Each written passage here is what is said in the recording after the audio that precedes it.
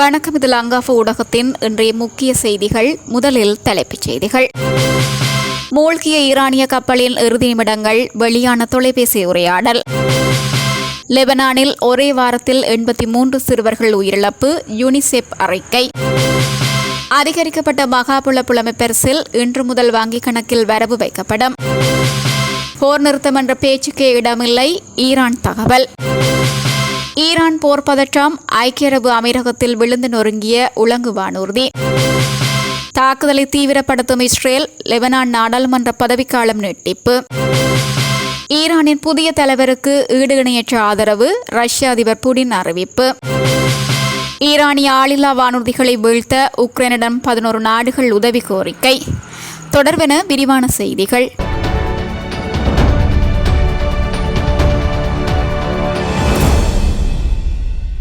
இலங்கைக்கு அப்பாலான கடற்பகுதியில் மூழ்கடிக்கப்பட்ட ஈரானிய கப்பலின் இறுதி நிமிடங்களில் நிகழ்ந்த வாக்குவாதம் மற்றும் எச்சரிக்கைகள் குறித்து தகவல்கள் வெளியாகியுள்ளன.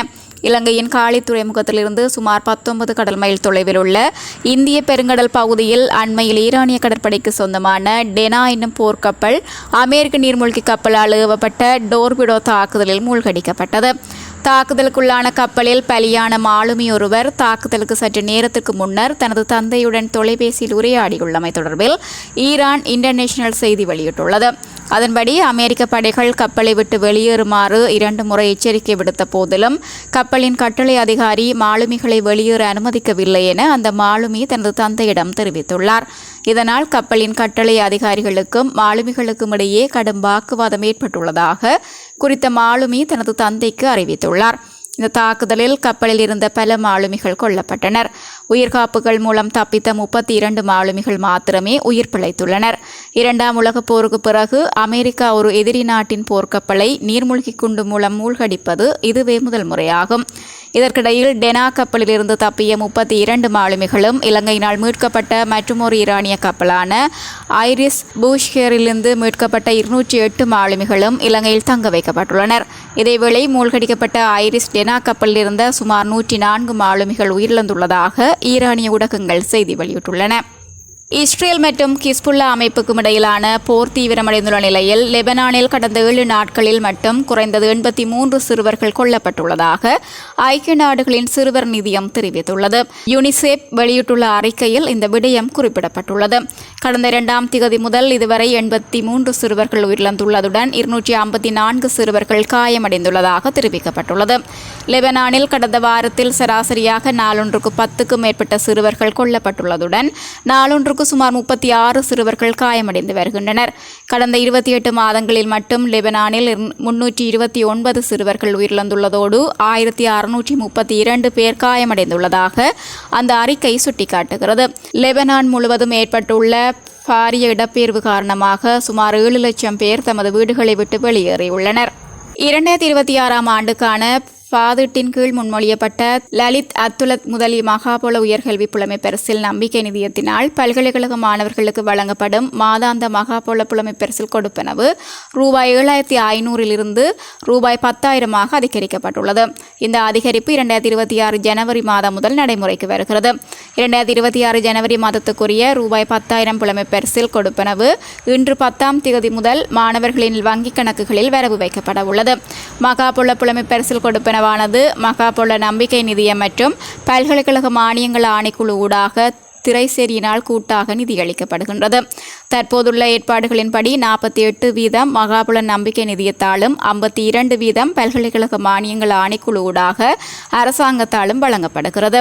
2025ஆம் ஆண்டு ஏப்ரல் முதல் 2026ஆம் ஆண்டு ஜனவரி வரையிலான காலப்பகுதியில் மகாபுல புலமை பரிசில் கொடுப்பனவு இருமுறை தலா ரூபாய் 2500 திருத்தப்பட்டுள்ளது. இதன் மூலம் தற்போதைய அரசாங்கத்தின் கீழ் ரூபாய் 5000 இருந்த புலமை பரிசில் கொடுப்பனவு 2 மடங்காக ரூபாய் 10,000 அதிகரிக்கப்பட்டுள்ளது.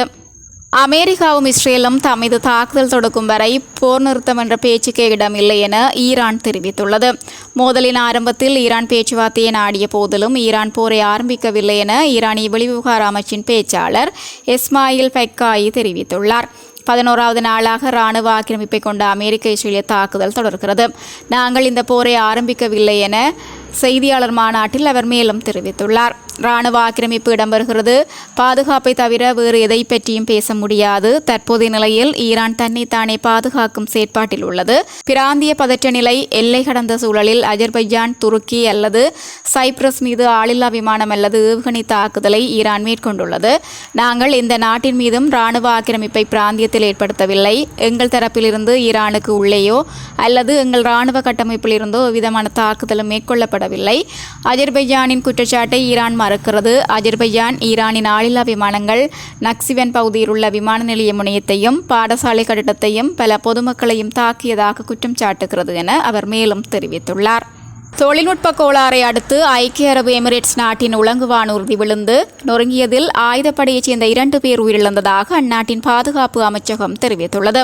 இந்த சம்பவம் ஈரானுடனான அமெரிக்க இஸ்ரேல் போருடன் தொடர்புடையதா என்பது தெளிவாக தெரியவில்லை என ஊடகங்கள் தெரிவித்துள்ளன.